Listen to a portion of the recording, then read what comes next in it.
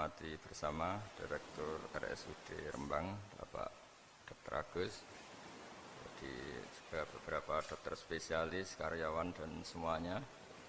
Sebelumnya saya juga mengucapkan terima kasih atas pelayanan ibu kami. Beliau gerak di sini sampai 22 hari, bulan Syakban, sampai wafat juga di sini, dan kami sebagai keluarga sangat terima kasih atas semua pelayanan dan pengabdian tenaga medis di sini.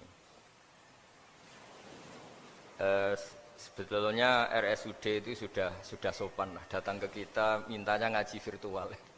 Gara-gara sopan tuh saya kok jadi ingin sopan juga. Akhirnya saya yang datang ke sini. Biasanya yang lembaga-lembaga besar itu agak-agak enggak sopan itu, ngatur-ngatur orang. Ini kok baik gitu. Padahal BPK ngajinya di saya, lembaga negara. Kemenku pernah ngaji di saya virtual, tapi RSUD kok kayak kasihan jadi saya. Terus iya, jadi hakul jar kira-kira itu karena tetangga itu. Tapi niat saya ya tidak baik-baik banget, sambil jalan-jalan kok dekat jadi. Tapi begini ya, saya akan cerita versi kiai ya. Kalau versi medis Anda lebih tahu. Kalau versi kiai itu kematian itu dianggap hal yang sebetulnya ada versi kiai ya, semua orang tahu lah pasti mati itu. Cuma inginnya mati itu kan macam-macam. Inginnya ya setelah kaya, terus setelah mapan, terus menangi anaknya mapan, cucunya mapan. Terus itu pun sebetulnya ada siap mati juga, tapi ya tetap mati itu. Jadi saya punya cerita, saya akan cerita yang lucu-lucu ya supaya enggak tegang ya menghadapi kematian. Dulu itu kroni itu ya sudah ada. Jadi Nabi itu ya punya kroni, tidak hanya pejabat. Nabi itu punya kroni. Nabi Sulaiman itu bisa terbang. Ya mulai dulu manfaatkan angin. Jadi angin itu mulai dulu memang luar biasa.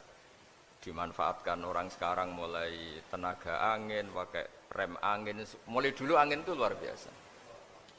Nah itu teman dekatnya Nabi Sulaiman tuh ya agak sopan tuh bilang gini, itu Pak Nabi itu kalau nanti ada malaikat Israel saya pinjam anginnya supaya tidak bisa ngejar saya katanya. Jadi mulai dulu tidak hanya pejabat, Nabi pun ya punya teman yang agak-agak gimana ini. Suatu saat malaikat Israel disuruh nyabut orang, misalnya namanya siapa lah. Nanti saya sebut ada yang tepaan sama nanti tersinggung, ya semuanya siapa gitu. Yang jelas namanya ada Agus tidak Bambang karena bahasa Arab itu orang ini cabut di India. Nabi Sulaiman kira-kira ya di Palestina kira-kira itu. Si orang ini ternyata di dekat Nabi Sulaiman. Nah karena Nabi itu kan orang hebat lah, sehingga malaikat ya kadang silaturahim ke para nabi. Israel sendiri ya kadang-kadang silaturahim ke para nabi. Silaturahim yang paling enggak disukai ya silaturahimnya malaikat Israel. Datang ke Nabi Sulaiman, sebenarnya niatnya silaturahim. Ternyata ketemu orang itu, kaget malaikat. Waduh ini gimana ini? Kok saya disuruh nyabut di India, kok orangnya di Palestina? Nabi Sulaiman kira-kira di kawasan Palestina, di wilayah yang katanya Israel itu. Karena Palestina kita tahu kan, menurut pemerintahan Israel itu wilayah Israel, menurut Palestina pemerintahan apa? Palestina. Tapi Indonesia alhamdulillah sampai sekarang itu enggak mau atau tidak punya hubungan diplomatik dengan apa? Israel. Sehingga kita harus istilahkan Palestina untuk warga Indonesia. Kaget malaikat ini katanya disuruh nyabut di India kok ada di sini. Nah si kroni ini, si orang yang itu melihat malaikat Israel, entah kenapa kok dia bisa melihat itu, mungkin punya kekuatan tertentu karena dekat Nabi. Kaget dia, malaikat melihat dia karena janggal ya, disuruh nyabut di India kok orangnya di Palestina. Si orang ini melihat malaikat juga takut, malaikat itu punya hawa yang luar biasa. Akhirnya bilang ke Nabi Sulaiman, ya Nabi Allah tolong pinjemin saya angin untuk saat ini juga saya bisa terbang ke India. Dipinjemin sama Nabi Sulaiman. Akhirnya orang itu sampai ke India. Dikira angin itu sudah segala-galanya sampai India. Terus malaikat senyum, seneng dia. Wah ini sesuai protokol karena andai kan orang itu tetap di situ, malah malaikat nggak berani ngambil karena prosedurnya harus ngambil di India. Jadi andai kan dia tetap diam di situ, sebenarnya malah nggak masalah karena nggak sesuai apa panduannya harus karena dia terbang di India, malaikat itu nyusul ya terus diambil karena sesuai apa? Saya sesuai perintah harus memang diambil di India. Nah, kemudian saya akan memang dipesenin untuk memperkuat apa ya, nakes, teman-teman semuanya lah pasien. Tapi saya cerita dimulai dari yang seperti ini saya sengaja karena memang ya hidup itu seperti inilah. Pasti kita semua akan mengalami kematian. Cuma inginnya kita ya hidup itu ya sehat ya, terus kalau mati itu ya tidak punya utang karena berat nanti utang. Saya tidak tahu fikihnya itu. Kalau utang pribadi itu hisabnya berat, kalau utangnya lembaga itu gimana itu? Dihitung salahnya direkturnya, apa dihitung salah karyawan yang minta naik apa? Gaji. Saya tidak tahu kayak utangnya Indonesia itu yang disalahkan itu menterinya apa presidennya, apa yang selalu mengajukan gaji 13. Tidak tahu itu, karena di kitab tidak dibicarakan, yang dibicarakan utang-utang apa? Pribadi ya, kalau yang utang-utang lembaga negara itu nanti tak tanyakan malaikat auditornya ini gimana cara apa itu yang disalahkan menterinya apa presidennya apa direkturnya apa pengajuan proposal itu.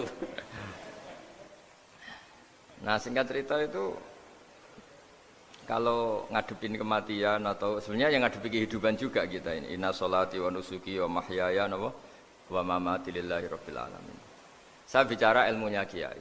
Misalnya si A itu sebenarnya sudah ditulis dia mati karena kecelakaan. Yang satu ditulis mati karena sepuh, karena tua. Itu. Yang satu mati karena tersedak, yang satu mati karena ngelindur. Mungkin yang satu mati karena tenggelam. Sehingga sebetulnya andaikan kita melihat Loh Mahfud, kita ini ya naif. Saya berkali-kali ngaji bilang, kadang kita ini takutnya sampai angking takutnya dari motor ngelamun. Gara-gara ngelamun gitu. Andaikan malaikat itu kok suka bully, tawain gitu. Kamu catatannya kecelakaan kok yang kamu takuti apa? Covid. Yang sejarah misalnya kita pernah hidup menanamkan kebencian sesama itu terus ke bawah. Anak cucu kita dikandani jogeman cocok wong iku musuh bapakmu, mbahmu itu. Sehingga anak cucu itu dendamnya diwariskan. Wong dendam kok dia apa?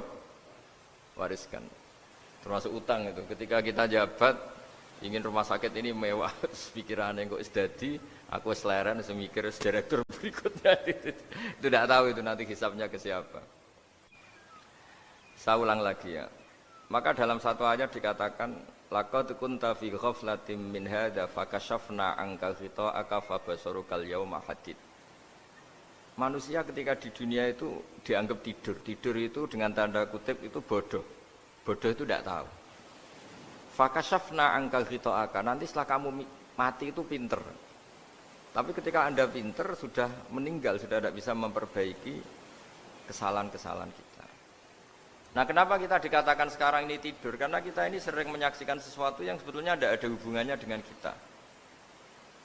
Tidak ada hubungannya dengan kebutuhan kita. Misalnya kita ngelamun, berkhayal, ingin hidup kaya raya, sejahtera, jabat, orang lain anak buah semua.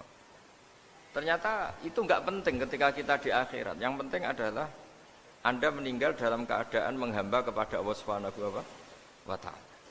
Saya berkali-kali ngaji, kalau saya berkali-kali bilang, andaikan hati kita nanti direkam Allah, nanti di akhirat sudah direkam. Orientasi kita direkam nanti. Pak Agus misalnya ingin punya mobil, punya rumah mewah, punya apa. Terus orientasinya gitu. Di depan Tuhan yang menyuruh kita, mensyariatkan kita, inginnya itu ya jadi hamba Allah terbaik, jadi kekasihnya Allah, jadi hamba yang bersujud, dari hamba yang bersedekah. Jadi ini kan tidak sambung, ada cita-cita versi Allah yang dianjurkan Allah, yaitu bercita-cita jadi hamba yang soleh, yang bermanfaat, yang memanfaati orang banyak. Kemudian ini ada cita-cita yang hadzun nafsi, ingin mapan, semua orang anak buah. Hal-hal seperti ini tuh harus kita jaga, jangan sampai terjadi. Makanya di semua kitab pertama mendahulukan bab niat. Niat itu ya faman kana hijratu ilallah wa rasuli fa hijratuhu ilallah wa rasuli. Orang baik itu orang yang orientasinya itu menuju Allah Subhanahu wa taala. Lalu yang kurang baik adalah orang yang orientasinya itu ya harta, perempuan, pokoknya inginnya itu hal-hal yang kepentingan dirinya sendiri. Nah, lalu kenapa kita kadang tidak tahu? Ya tidak tahu itu karena tadi kita kalau tidak wiridan itu tidak punya efek samping kan. Tapi kalau kamu nggak punya uang kan terus lemes. Karena ngerti itu terus uang itu penting, wiridan tidak penting. Nah dari kesimpulan itu sebenarnya kita menjadi bodoh. Karena menjadi bodoh ketika Anda meninggal ternyata uang ini nggak penting, wiridan ini penting. Tapi tahu kita terlambat setelah kita meninggal.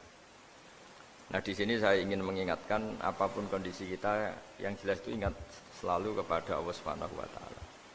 Caranya ingat gimana? Kata Nabi, kamu bayangkan musibah yang lebih ekstrim, kamu akan tahu yang kamu alami itu ahwanu wa aisar, yang kamu alami itu ringan sekali.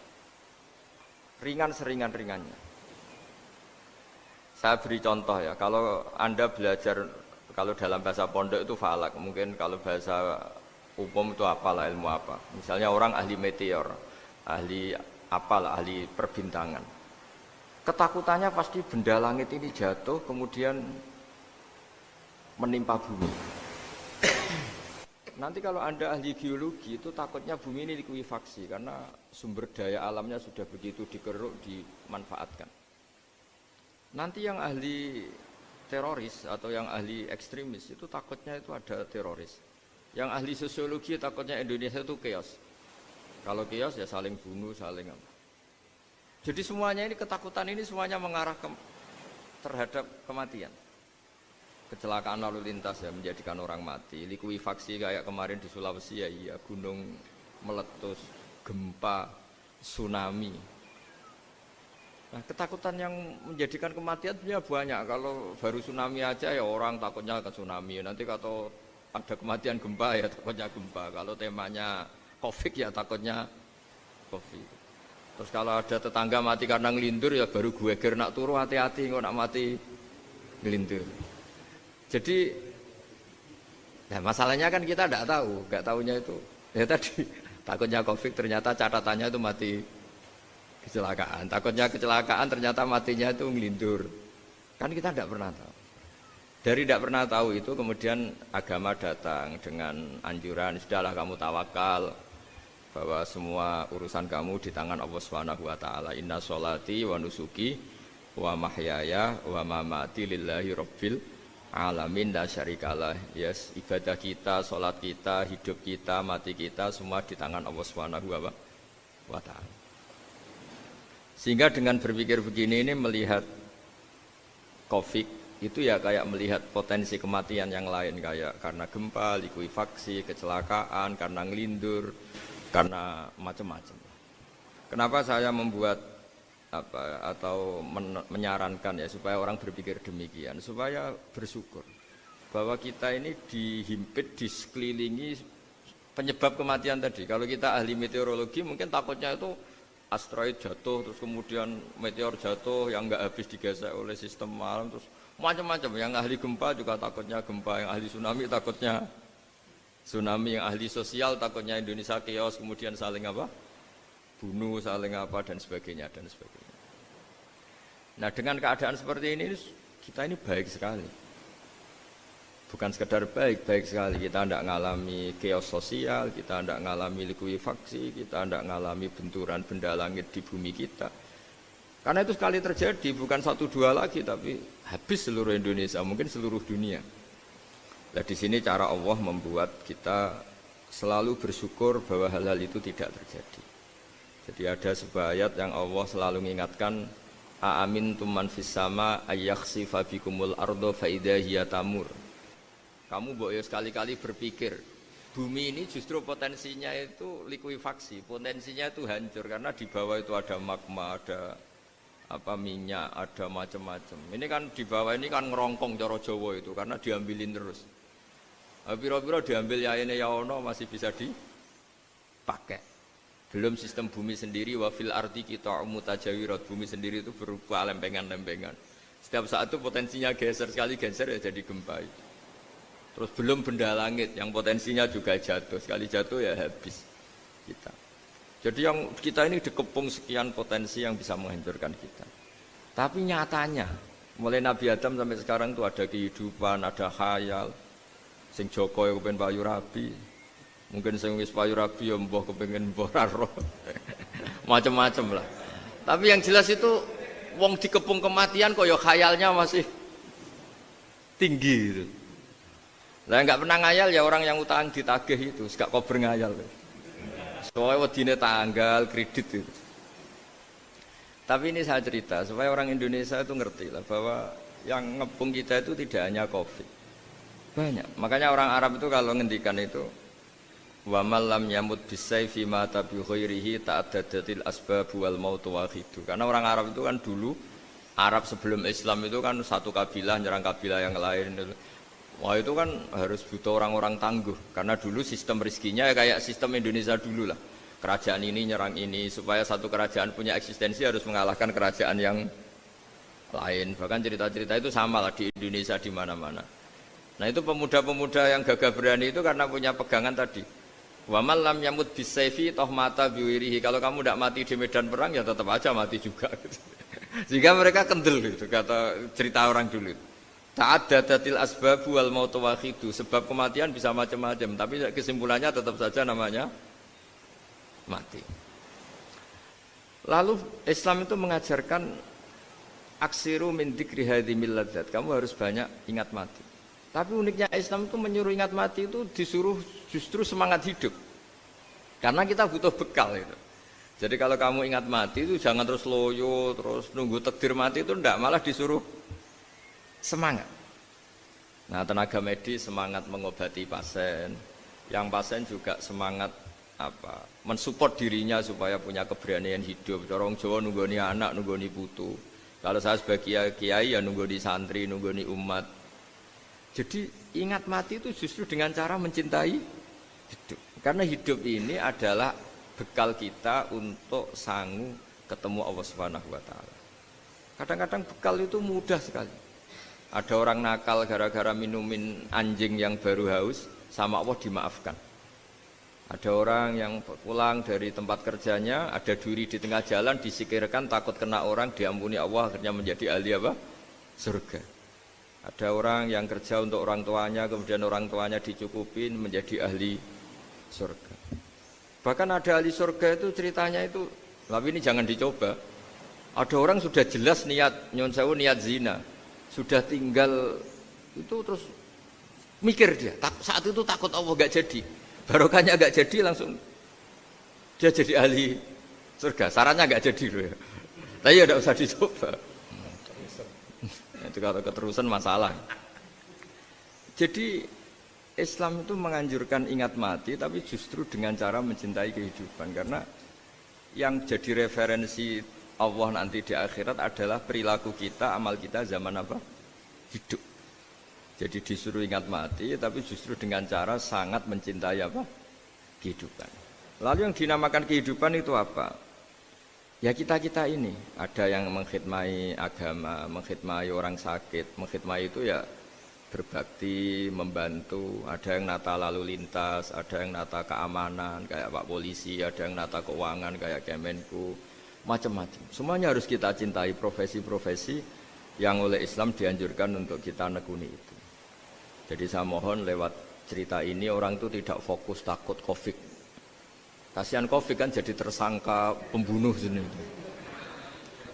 Padahal di kampung-kampung orang lugu-lugu yang saking nggak ngertinya itu kalau dikasih sumbangan itu katanya itu salam neng Covid matur nuwun. Itu ribet kalau orang lugu-lugu itu. Dikira Covid itu satu makhluk atau manusia yang apa nyumbang itu. Jadi saya mohon semohon-mohonnya, minta seminta-mintanya, sampean harus ngitung nikmat lah. Dengan sistem meteor seperti itu di langit tidak jatuh ke kita, sistem bumi yang sudah ngerongkong gini tidak likuifaksi, Terus di dunia ini banyak kimia, banyak racun. Itu kalau misalnya meledak kemudian dibawa angin, mungkin matinya lebih massal. Ternyata semua itu enggak terjadi. Artinya nikmat yang sekarang kita dapatkan, kita nikmati sekarang itu jauh lebih besar ketimbang ketakutan kita. Nah, ini Islam selalu menganjurkan fazkuru ala Allah la'allakum tuflihun. Selalu ingat sisi-sisi nikmatnya Allah.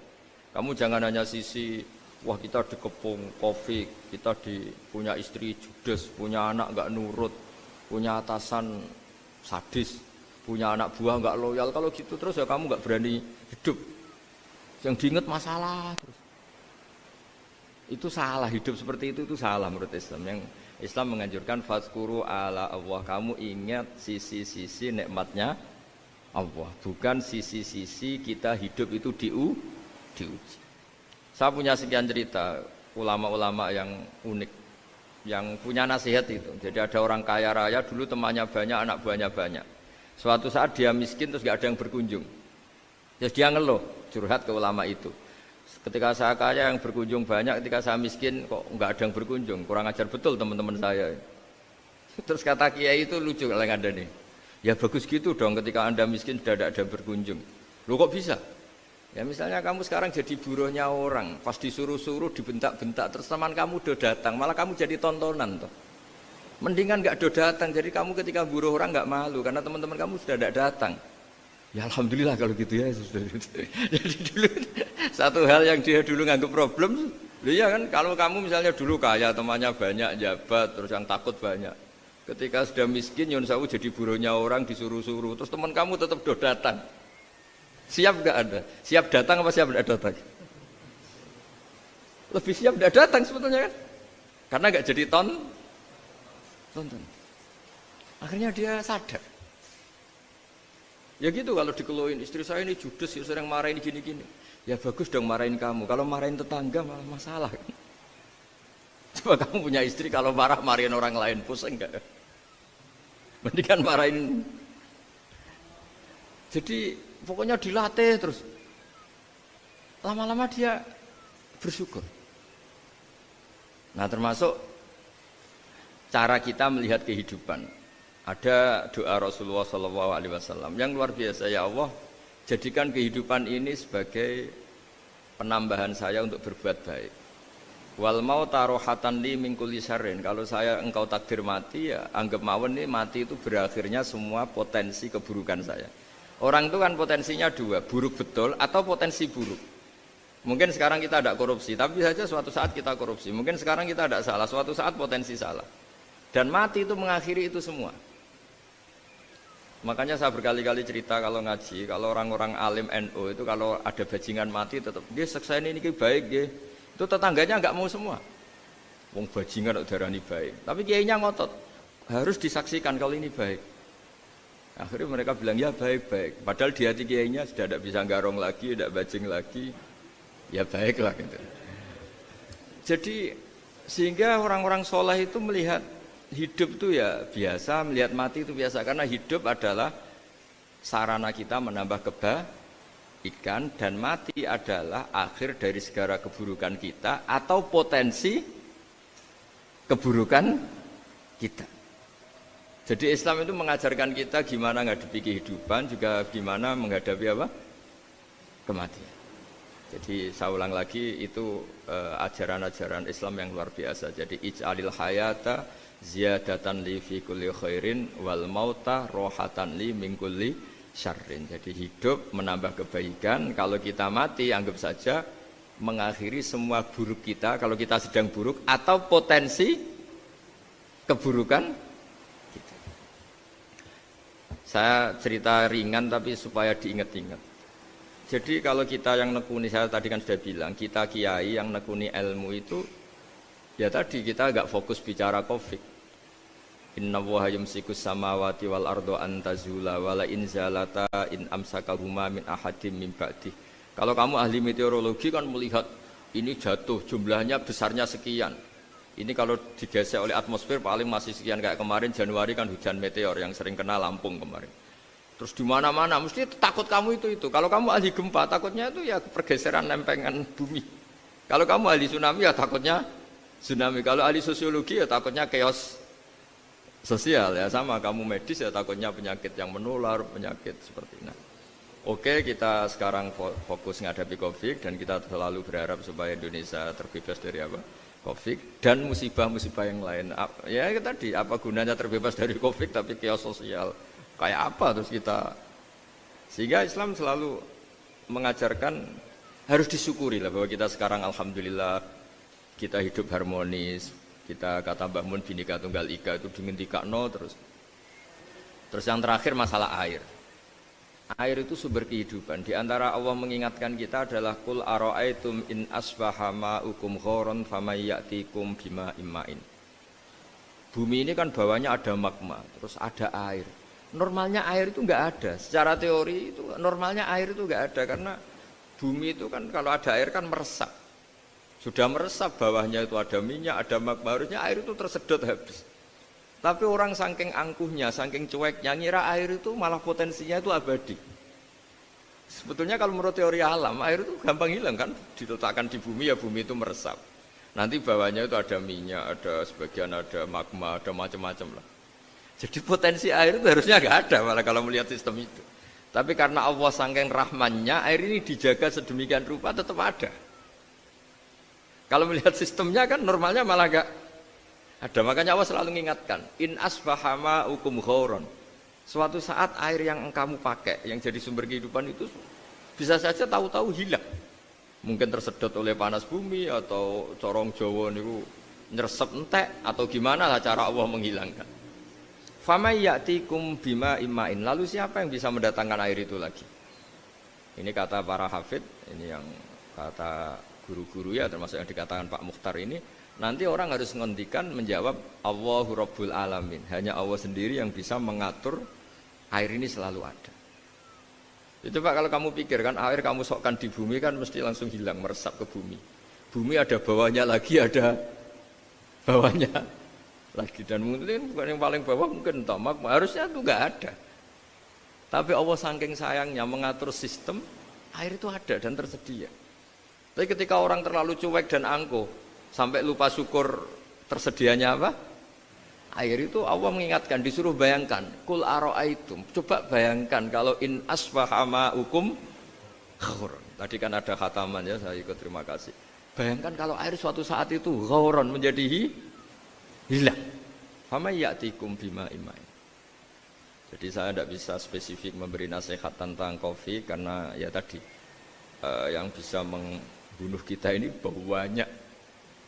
Ya tsunami ya bisa bunuh, gempa bisa bunuh, likuifaksi bisa bunuh, jatuhnya benda lain kita bisa bunuh. Takut tanggal utang kaget ya bisa bunuh. Macam-macam. Semacam-macam lah ngelindur ya. Kemarin mudik aja yang sebelum tertata rapi aja mudik aja berapa kemarin kalau ada apa mudik Lebaran yang tahun berapa 3 tahun yang lalu apa 4 tahun yang lalu dulu. Jadi saya mohon ketakutan kita adalah yang hakikat adalah takut jadi hamba yang tidak baik. Itu yang harus jadi ketakutan sejati. Takut kita di mata Allah tidak jadi hamba yang baik sehingga kita jauh dari Allah Subhanahu wa ta'ala. Karena cita-cita terbesar kita dan cita-cita terbaik kita adalah jadi hamba yang diridhoi Allah Subhanahu wa ta'ala. Sebaliknya ketakutan kita sejati adalah takut su'ul khotimah, takut jadi hamba yang tidak baik. Kita inginnya adalah assalamu alaina wa ala ibadillahis sholihin. Yang berhak mendapat keselamatan dunia akhirat adalah orang-orang atau hamba-hamba yang soleh. Ya tadi untuk menjadi soleh itu gampang di Islam itu. Tenaga medis nolong pasien ya ibadah, pasien husnudzon sama dokter ya ibadah, mengelola hidup, ingin hidup ya ibadah, anak ngurus istri ngurus, pokoknya anak yang ngurus keluarganya juga ibadah. Semuanya itu di Islam itu asal tidak maksiat itu dianggap apa? Ibadah. Dan untuk orang menjadi kekasihnya Allah kayak tadi, ada orang yang karena ngerawat hewan dijadikan walinya Allah, menghilangkan apa duri atau pengganggu di jalan jadi kekasih Allah. Itu cerita-cerita itu semuanya ringan.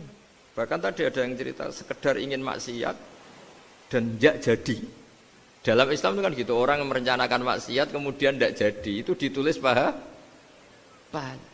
Jadi gampang sekali untuk menjadi orang soleh dalam apa? Islam. Kalau tidak bisa itu semua, kata Nabi, takufus syarroka anin nas fa innaha shadaqatun minka ala nafsik. Kalau tidak bisa berbuat baik sama orang lain, yang penting tidak mengganggu orang lain. Terus kan enak turu ning omah ngelamun, bengak-bengok dhewe aja banter-banter tapi. Nak bengok-bengok banter-banter kan ganggu tangga.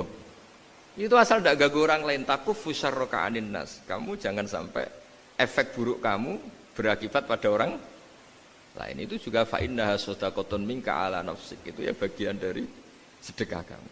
Taruh saja misalnya kalau secara ilmu medis, misalnya kita ini kok dinyatakan positif COVID, secara ilmu medis nggak boleh ketemu orang lain, terus kamu diisolasi.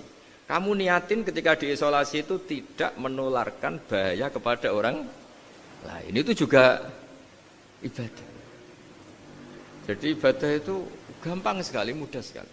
Karena agama ini yuridu wa bikumul yusra wala yuridu bikumul usra. Agama ini mudah bukan sulit. Ya, mohon maaf tadi saya nggak bisa datang yang jam 11 karena saya tadi malam hormat di Jogja, acara 7 harinya Kiai Jatabek, tadi pagi baru datang. Tapi saya mohon pokoknya yang seneng ya, hidup itu yang seneng, diberi kesempatan hidup sampai sekarang itu yang seneng. Jangan karena teman kamu meninggal terus akan-akan ini teman saya meninggal, paling saya besok. Kok kamu tahu? Nyatanya besok hidup lagi.